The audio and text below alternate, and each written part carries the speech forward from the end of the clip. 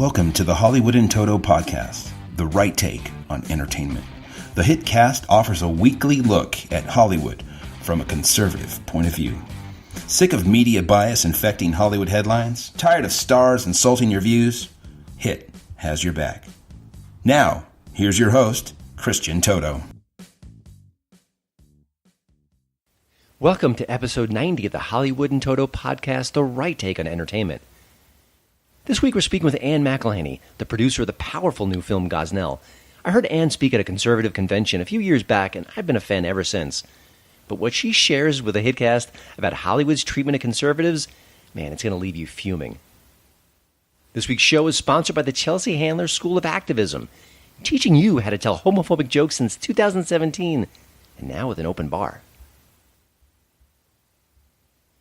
This week I interviewed a filmmaker for HollywoodInToto.com that you've never heard of. Justin Norman runs a media company out of Des Moines, Iowa. You know, a hotbed for modern filmmaking, right?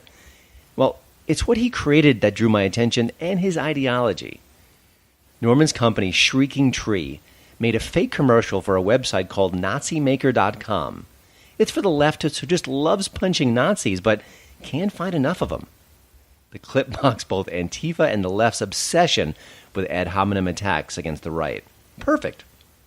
But what's interesting here is the clip is not only funny, but it's Norman's ideology.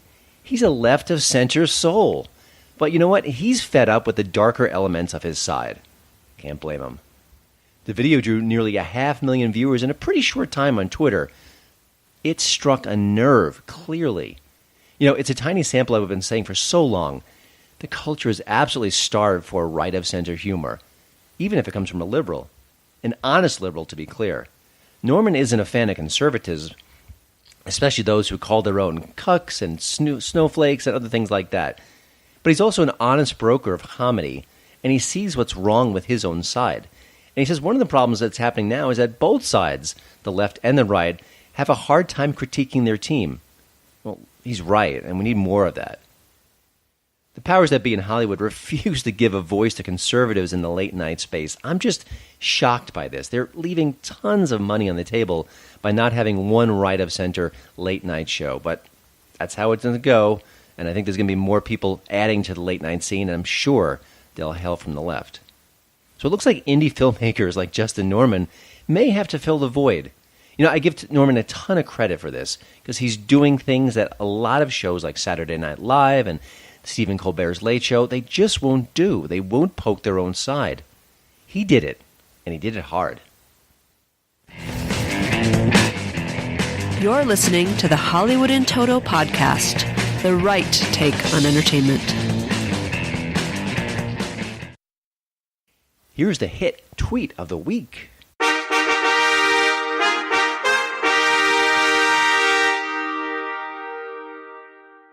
You know, I think Pat Sajak might have the best gig on the planet. He, of course, is the longtime host of Wheel of Fortune, a beloved show that plays to his strengths. He's affable on camera, he's charming, it's low-key. You know, he's also a conservative. You don't get to hear that very often, but he's the kind of guy who lobs little pearls of wisdoms on Twitter, doesn't kind of hector or lecture you about what he wants to say. And this is a perfect example, and why I want to turn this feature on its head, at least for 1 week, because usually we make fun of Hollywood, but here, I'm going to say attaboy Pat. Here's his tweet that got my attention. I would encourage you to vote next month, but if you need a TV game show host to remind you, then you probably shouldn't. He's right. Good for you, Pat. Don't touch that dial. You're listening to my daddy's podcast. My HiT tip of the week is Train to Busan. How did I not hear about this movie earlier? It's really good. You know, I'm kind of burned out in zombie movies, and I think you may be too. They just seem familiar. Okay, they run a little faster now, or they're slower, or there's some little twist here. Maybe it's a zom-com. I know, I'm just getting a little bit overwhelmed as much as I love zombie movies, but this one felt different. It's a Korean thriller that follows a dad who's on a train with his daughter trying to get her to his mom. I'm sorry, to her mom. But, of course, a zombie invasion breaks out, and that complicates matters. Now, the train setting, which feels a little kind of Snowpiercer-esque, makes this zombie movie different right off the bat. I don't think we've seen something quite like this before, but that's only the beginning. Busan is really a thrilling film. If I wasn't watching it on the edge of my seat because I was in bed at the time, thanks to my tablet, but it was absolutely nerve-wracking. It's one of the most thrilling films I've seen in quite some time. I can't remember just feeling this anxious in a movie. And that's a quality to the characters, the performances, and the scares, too. Now, these zombies are quicker than usual. They're very twitchy. It's kind of the new horror movie thing where things twitch. It makes everything scarier, and it does. But it's the fact that it was just so compelling. And it's long. It's nearly 2 hours if I remember the exact running time. And usually films like this kind of get in and get out, and that's smart. But here, it just goes on and on. And every time I think, oh, it can't get more tense, it can't go and it get more interesting, it does. Now, of course, there's a remake being planned by Hollywood. That's unnecessary. There's also a sequel in talks, too. Maybe that'll work. But overall, this is really amazing filmmaking. It's just powerful, it's exciting, it's thrilling, and it's scary, too. Now, Train to Busan, I can't imagine a better film to watch, especially if I haven't seen it yet, for the Halloween season. And it's available right now on Netflix.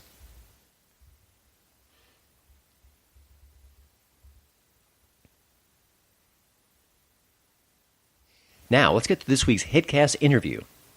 Ann McElhinney, along with her husband, Fela McAleer, are doing exactly what Andrew Breitbart dared conservatives to do. Don't take the left's narrative at face value. Use your talents to fight back. And work around the system to bring what you're doing and what you're saying to the masses. For Ann, that means producing documentaries like Frack Nation that challenge the conventional wisdom on fracking. Her new film, Gosnell, recalls the horrible crimes committed by the late-term abortionist Dr. Kermit Gosnell. It's directed by Nick Searcy. It stars Dean Cain. It's an excellent movie that reveals both a story the media and Hollywood didn't want you to see. Well, too late. Ann is making sure you're seeing it all the same. Here's my chat with the remarkable Ann McElhinney. All right, well, Ann, thank you for joining the show. I'm obviously eager to talk about Gosnell, but I want to go back a little bit to your background. I don't know how many people know about your work in investigative reporting, your early documentaries. It's sort of an interesting combination of skill sets. Real quickly, kind of give me the thumbnail sketch of how you got into this kind of work, because it's not a traditional, I guess, career trajectory, really. No, absolutely. I mean, I'm funny enough, it's a kind of a love story, actually, because I was a high school teacher in Ireland, and I met my husband, now husband, Fela McAleer, who was a journalist working at that time for the Sunday Times, and then he got a job working for the Financial Times as the Financial Times correspondent for Romania and Bulgaria. And we moved to Romania. So I had to give up the teaching career. And after spending a year kind of enjoying the expat life, which is quite enjoyable, I decided myself to become a journalist. And one story after another fell into my lap. It's quite an extraordinary, it's almost a huge story in itself. But I suppose the significant thing that happened then was, and I was sort of doing freelance work for anyone who paid, basically. So the Irish Times, BBC, CBC in Canada, lots of different outlets. And then a story came along about a mine.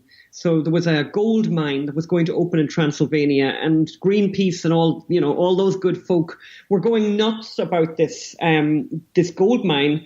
And Phelim and I both went to cover that, me for the Irish newspapers and Phelim for the Financial Times, and discovered, I mean, we kind of had the, a road to Emmaus or whatever, it was kind of very revelatory, where we suddenly realized that these good folk, these environmentalists were actually the enemy of the poor, that they were lying about the situation on the ground up in Transylvania, that the locals loved the gold mine, which is run by Canadians, or at least Canadians were attempting to run it. It had been previously owned by communists who had polluted the atmosphere, polluted every river, destroyed the environment. And no one had anything bad to say about the communist mine, but they were all against the Canadians. So we had a very swift education, both of us, and we sort of came back down the mountain very conservative. And in a way, no one's been conservative enough for us. And that's how things started. And since then, we've made a lot of documentaries about the environment, done a lot of stories about everything. But so this Gosnell story is sort of very much a departure for us from what we had previously been doing. As an artist, as an investigative person, are you drawn to these kinds of stories where if the entire pack, so to speak, isn't covering it and you see something that deserves coverage, is that just going to, I guess, light your engines in a way or make you even more determined to cover them?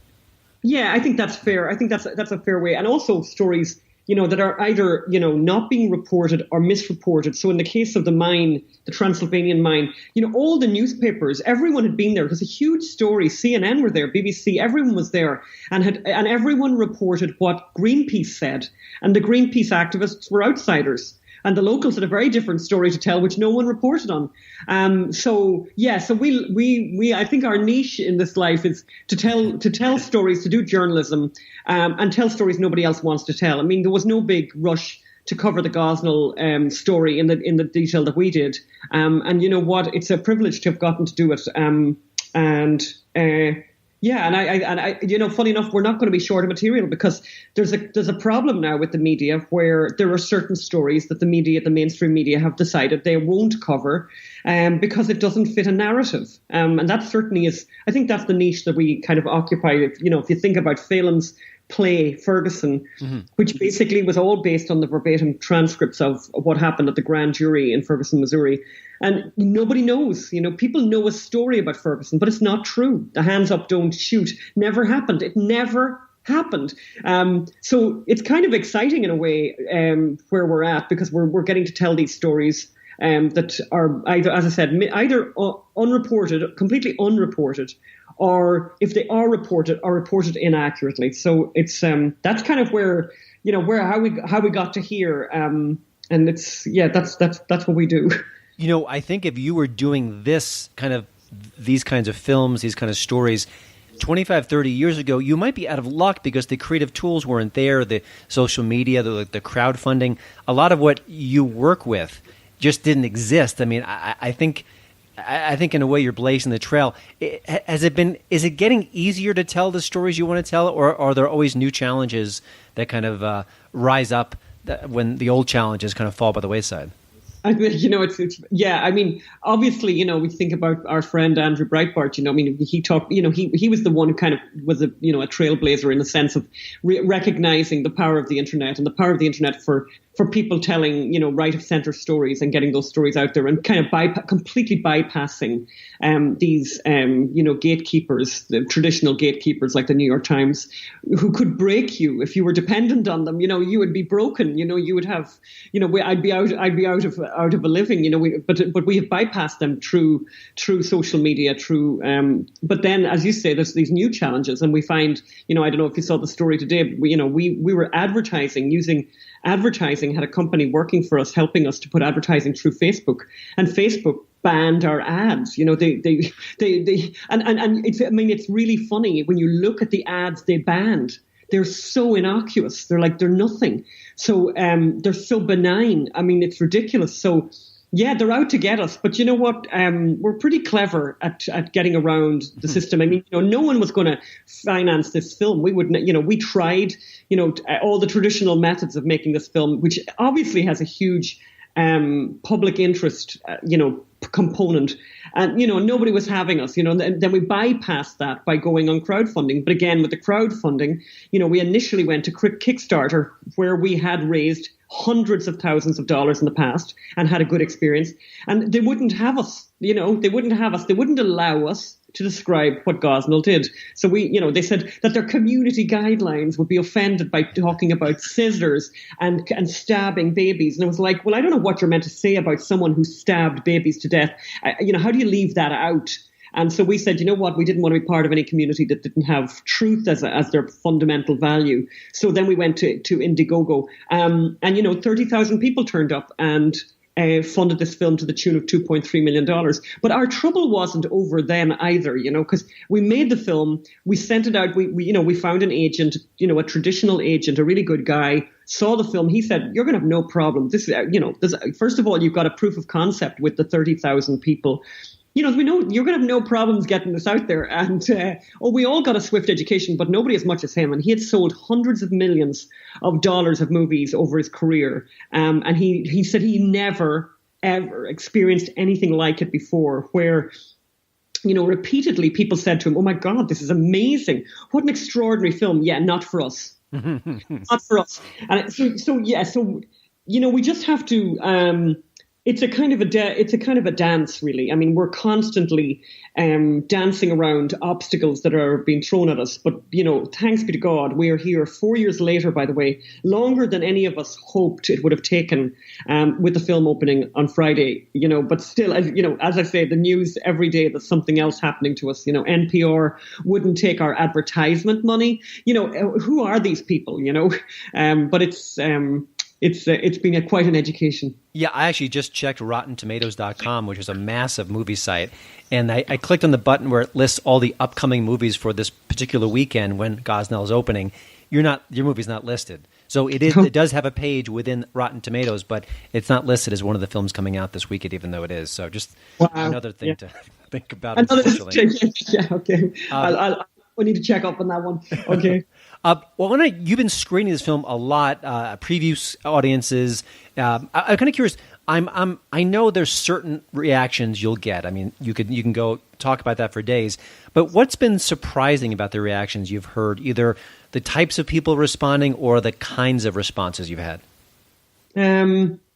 It's almost every audience has kind of been different. However, the audiences have been very. I mean, it's been extraordinary. I mean, we've just basically had people being very, very moved, being angry about the media aspect of it, but also angry about the fact that, because I think we do something with this movie that Phelim and I, we have a sort of a running joke about it, because we have, parts of the trial transcript we have verbatim in the movie, and particularly the section where the good abortion doctor describes, good abortions for the jury, so the jury can make a distinction between a good abortion and murder. And it's very interesting how many people have picked up on that. And we had a very interesting and, I suppose, inspiring and shocking reaction by an anaesthetist, an anesthesiologist, as you Americans like to say. We showed it on the Mark Steyn cruise. Mark Steyn, the writer, and we showed it on his cruise, and he had a very interesting set of people there. And one person was an anesthesiologist who was overcome. Because of the detail of the anesthesiologist, the fact that the anesthesiologist was 15 years old, had a cheat sheet that she used to try and help her not kill people. And he found that, he was very, very taken aback by that and sad by that.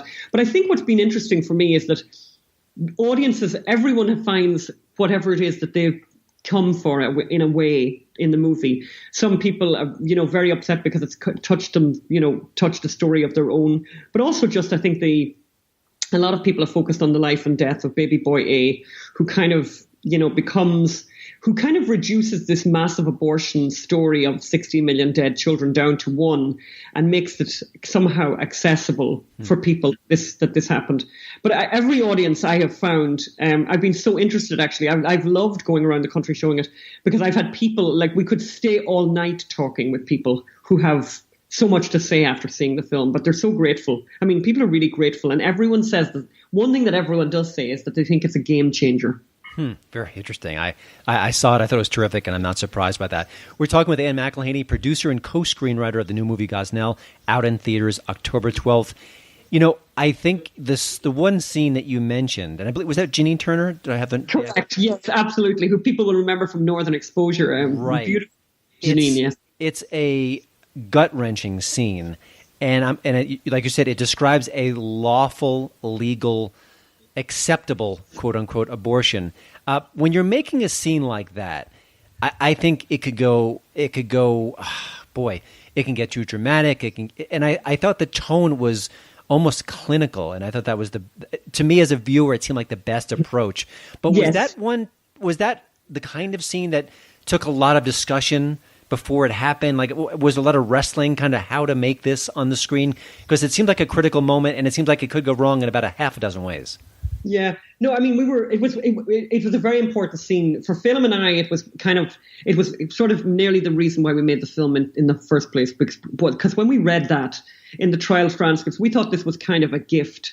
Because a lot of people, I think, and I'm one of them, I was one of them, who didn't trust pro-life activists and, found them a little bit too religious, too earnest, and kind of, I also didn't trust the providence of what they said. So here you have an actual abortion doctor. And the truth is we made Janine is a composite of 2 abortion doctors who gave evidence during the trial.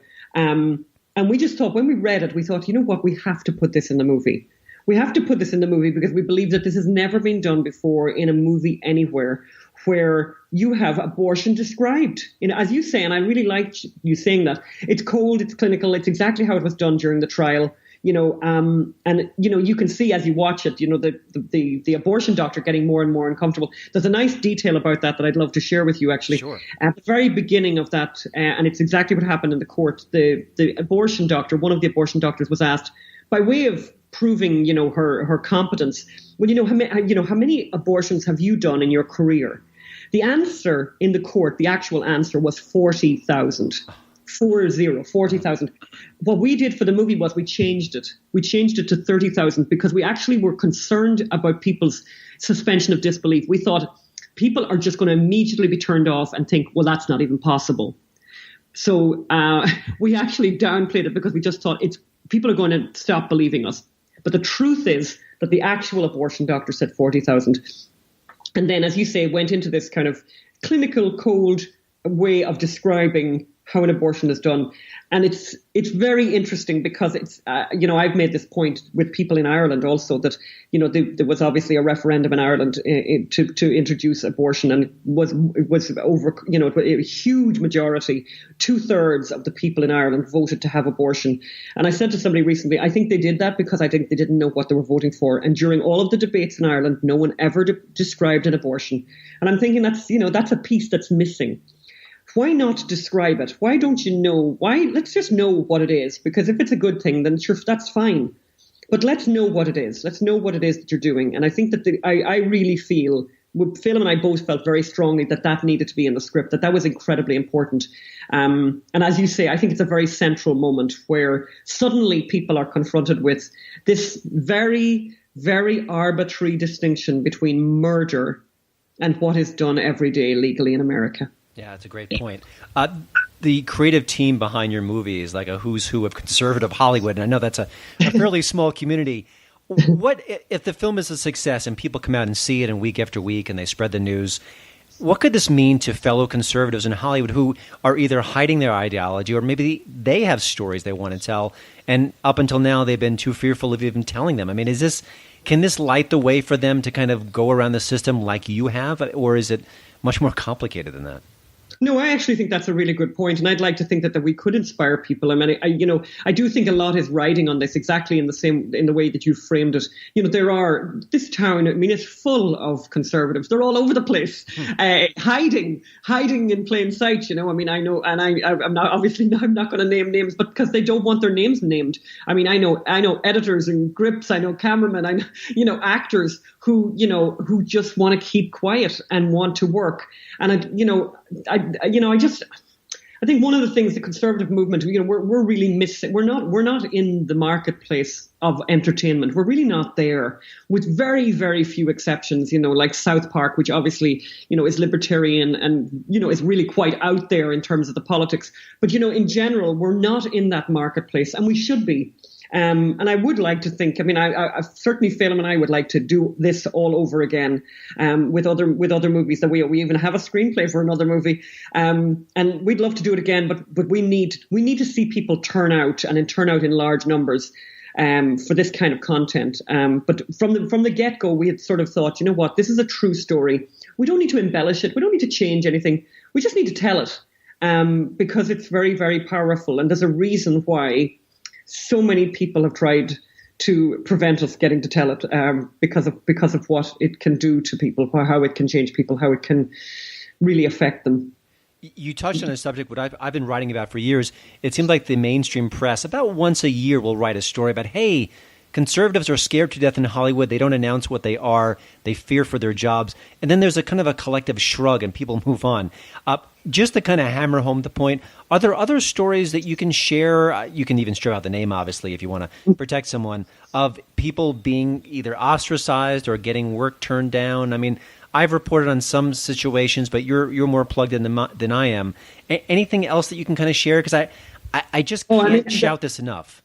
No. I mean, there are so many stories. There are, I have a friend. I'm going to keep very vague on this, but I have a friend who works for, a very, very big name, a really, really big name as an editor, and the woman involved, it's a man. The editor is a man. The woman is very, very, very famous, and she loves him. She loves him.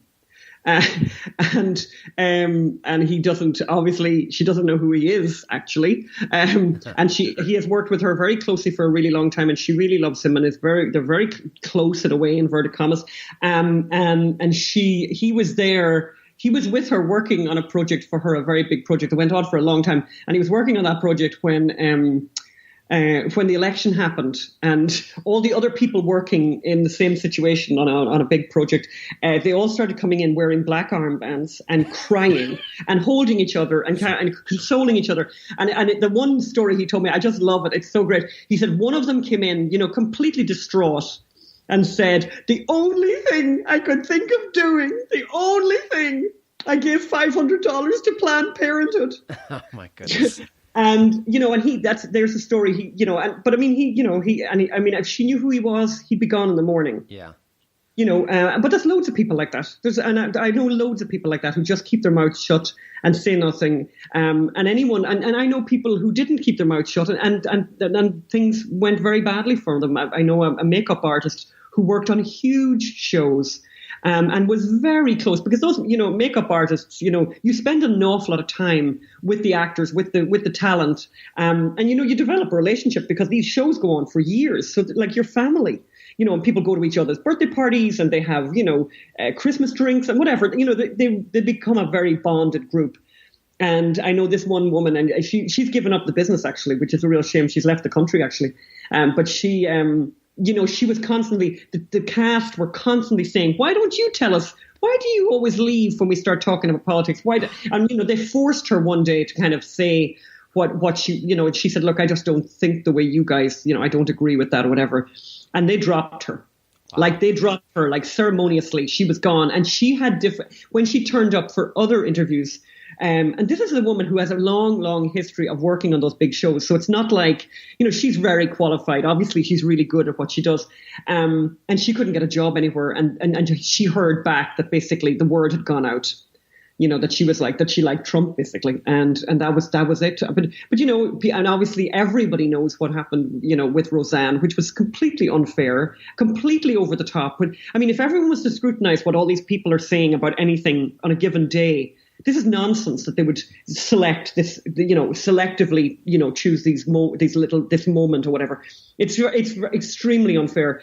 But there's so many people, as you've sort of, pointed out, like behind the scenes people in those kind of, but those big jobs. I mean, they're well paid.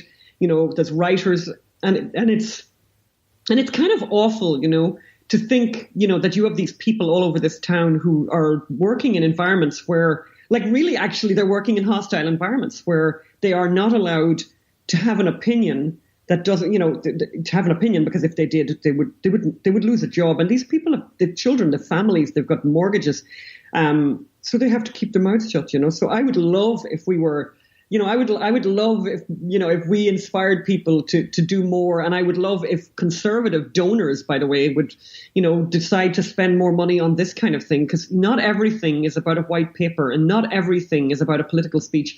Most people, aren't even engaged in politics. They maybe vote or whatever. But if you want to touch the lives of people, you make a movie, because nothing will get to people more, and nothing will make.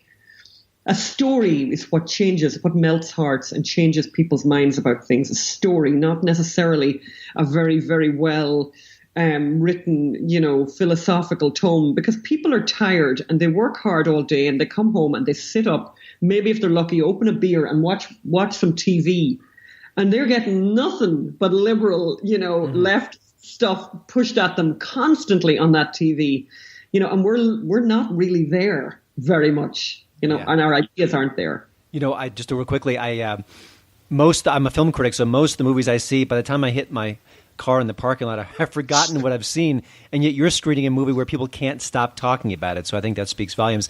I had one last question for you, and it's a question I get all the time, is what can we do as conservatives to fight back against pop culture? Now, you do it more than anyone else does. I mean, you actually make the films and make the stories. You have a direct impact on the culture, and I can't imagine what else you could do. But if you're just at home and you're frustrated, beyond going to see Gosnell, which I've been kind of pounding the drum all week, and I'll continue to do so, what else can people do? I mean, if someone feels helpless, they want to do something, how can they take a small but active part in this process? They can just, as you say, they can go and see Gosnell, and they can go and see everything else that's produced that has a right of centre bent to it, and they can support people who are out there, who are out on the edge, trying to do this thing and trying to, survive in Hollywood. They can retweet. I mean, even stuff like retweeting stuff and writing and supporting people who are out there trying to tell a different story, trying to tell a true story. I mean, that's a huge thing. I encourage people to get involved in the arts and always support courageous acts, and also stamp your feet about stuff you don't like and tell and make your voice known that you don't think it's, what is it? It's not good enough and I'm not going to take it anymore. People need to do that. Because there's something very terrible going on where there's such a suppression of free speech, and there's such a suppression of free ideas, and it goes into the arts just as much. I mean, exactly that thing of, I've been at parties where very famous people have spoken and then have sort of said, please don't tell anyone I was here, and it's pathetic. It's pathetic that we're living in a time like that. I hate it. And I just think, like a grown man having to say that, I just really want to work, just tell anyone I spoke. And it's like, and you do obviously, honor that wish of that person. But it's like, what? And I just think people need to be courageous. If you think of the soldiers, out there, the armed forces out there, fighting for American values, it's not so difficult for us to speak up, and people should speak up. People should try not to be scared and not to be, silenced by these self-appointed censors and these bullies. They've got this bully, what is it? They call it the heckler's veto. That they're forcing people into silence, and people need not to be silent. Phelim and I often laugh that our asses are so out there. There's no coming. There's no sucking that air back into any kind of balloon. We're well out there. But I think the more people who come out, the more people who speak, the easier it is for those of us who are really out there. It really does make a big difference. Well, silence is the complete opposite of what you do. Ann, you're terrific. I really appreciate you joining the show. Please go out and see Gosnell. It's not just supporting conservative artists. It's kind of sticking a thumb in the eye of the media didn't cover it, and getting a terrific movie that you will be thinking about and talking about for quite a while afterwards. Out October 12th. Go see it in a theater near you. If it's not in a theater near you, kick and scream until it gets there. And thank you so much. And I hope to talk to you again about future projects. Look forward to it. Thanks, Christian. Thanks. Well, thanks again for listening. Don't forget to check out HollywoodInToto.com for both the show notes and, of course, the latest entertainment news. Please follow me at Twitter at HollywoodInToto. And we'd love it if you leave a podcast review over at iTunes. See you next week.